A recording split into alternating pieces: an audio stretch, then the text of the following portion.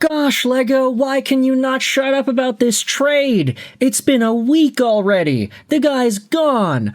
Bag it and tag it. Move the heck on, bro. And I understand that there is a very fair and very righteous portion of the Vancouver Canucks fan base that's going to comment in the comment section that this trade does not need to be talked about anymore. Lego, you've been milking it for a week. I am not going to disagree with that.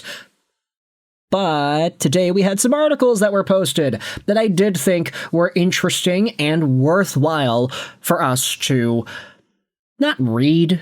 They're on The Athletic, so we can't really do that on this channel.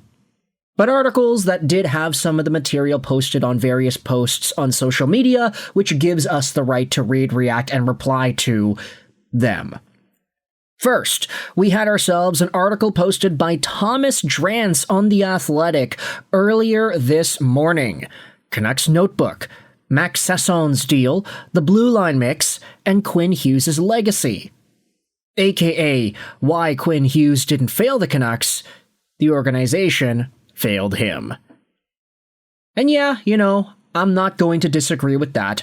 Two things can be true at the same time. I'm not saying that the Vancouver Canucks did the best by Hughes the entire time he was in Vancouver.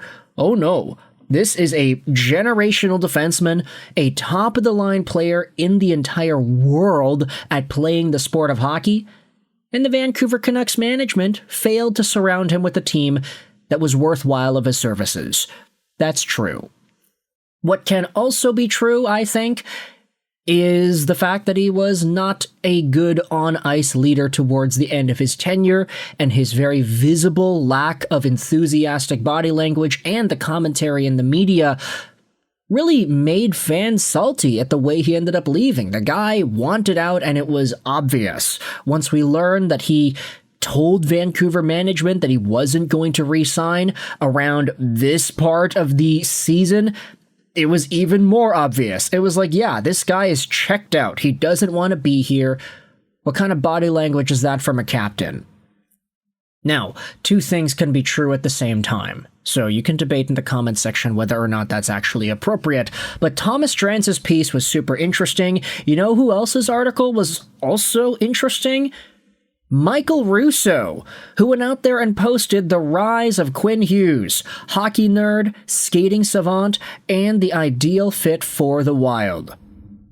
This article was posted by Michael Russo, Minnesota beat reporter, and he had a bunch of comments from Brock Boeser posted onto the piece.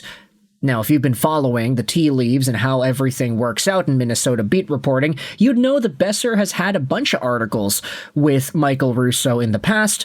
There seems to be a pretty good connection there because, of course, they're both Minnesota dudes. But let's start things out by reading about some of the commentary from Drance in his Canucks Notebook article from earlier this morning, courtesy of a tweet from Michelle Albonax. Both articles are on The Athletic, by the way, so if you have The Athletic, you can read them. Links are going to be in the description. But Drance had an excerpt from his Hughes article saying this: to have watched Hughes' career unfold, seen him maximize himself as a player, and covered the dysfunction that caused this team to underachieve despite his individual greatness, and to now go online and see fans suggesting that he was a bad captain, a poor leader, or someone who quit on this team and this city is beyond baffling to me. I understand, of course, that emotions run hot, especially when it comes to reacting to a blockbuster trade that isn't even a week old yet. I feel strongly, however, that some of what I see fans saying about Hughes in the wake of the deal is outrageous. Fans have a right to be frustrated, but that frustration should be directed at a hockey club that, against all odds, found a way to waste the front end of Hughes' prime. Some of the replies go out there and saying this: he's correct that it's not Hughes' fault, but his defense of Quinn as a captain is more about protecting access. I don't fault Drance for that, but people should keep an eye out on any reporters that work on this aspect. There's a difference between being a great player and a great captain. Was he a good leader, though? I think it's fair to have that conversation, Adam said. Let's go out there and read what Jason Brough said about this situation. I'll continue to call Hughes a puck hog because I'm a bad breaker-upper, but this is bang on. Hughes got fed up here in Vancouver, and I don't blame him. Now, With that established, let's go out there and read some of the commentary from Michael Russo's piece, starting out with this comment from Brock Boeser. I think that Quinn is just super happy he's in a winning culture, and if they keep on winning, I don't see why he wouldn't re-sign. Now, you can debate whether or not this is something that you can blame the Vancouver Canucks for. They don't have a winning culture, they're not winning, therefore Quinn wasn't willing to sign here. Minnesota, though, maybe he can re-sign there. Here's another comment. Taj went out there and posted an excerpt from the actual article, Boeser on the Hughes trade. I was feeling so many different emotions. I couldn't really explain. I was sad. I was mad. I was happy for him. It was just a ton of emotions. When people were texting me about his first game, I'm like, too early. Too early.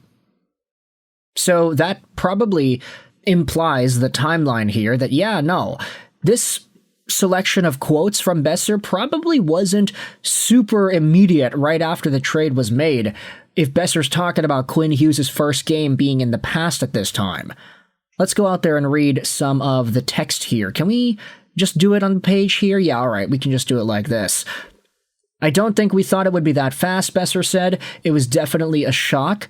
I know there's a few of us, especially myself, I was feeling so many different emotions because he's one of my best buddies on the team, and such an important piece. I couldn't really explain. Hughes wasn't on the bus in that moment as his teammates' phones started to buzz with the news.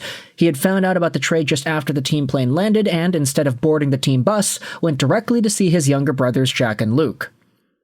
So, it seems like he was on the plane with the Vancouver players, but he chose not to go onto the bus with them, instead choosing to go see his brothers. Later that night, Hughes met for a goodbye dinner with Boeser, as well as the Canucks' Connor Garland, Philip Hronek, and Tyler Myers. Boeser said we're happy for him, but then again, it was hard to just take it all in and fully comprehend that he wasn't going to be with us the next day. At the end of the dinner, Hughes made a toast. Asked later about it, he wouldn't go into details, but Boeser says it was emotional, and ended with his now former teammate all giving him big hugs. He means a lot to a lot of us, but obviously we want what's best for him too, said Boeser. It's mixed emotions. When I was getting texts from people in Minnesota after the trade, I had to put my phone on Do Not Disturb and put it away for a while. And when people were texting me about his first game, I'm like, it was too early.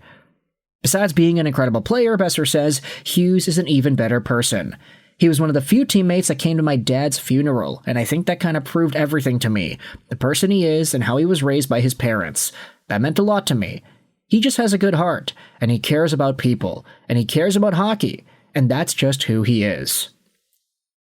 So, Boeser, explaining the emotional side of the Quinn Hughes departure here, how there was a dinner, and this seems to have been the crew of guys afterwards.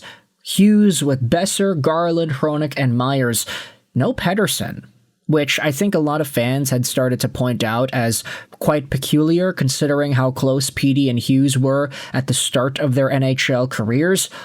Although I will say, there was a video going around on Instagram of Elias Pettersson and his wife skating on the public New York rink, so I do think, Petey was probably just with his wife. Gonna be honest there. I don't know if he had the time necessarily to shell out for a goodbye dinner with a very closed-off amount of people. Hronek, of course, Hughes' D partner, Tyler Myers, Garland, Boeser, American dudes on the roster. No Demko, though.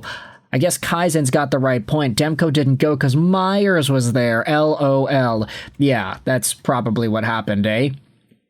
The same article was posted onto the Canucks subreddit, and you can see right here, even though a lot of the quotes are the same, it's got 0 upvotes, and a lot of people are going out there in the replies saying, yeah, no, I don't care to read about this guy every day.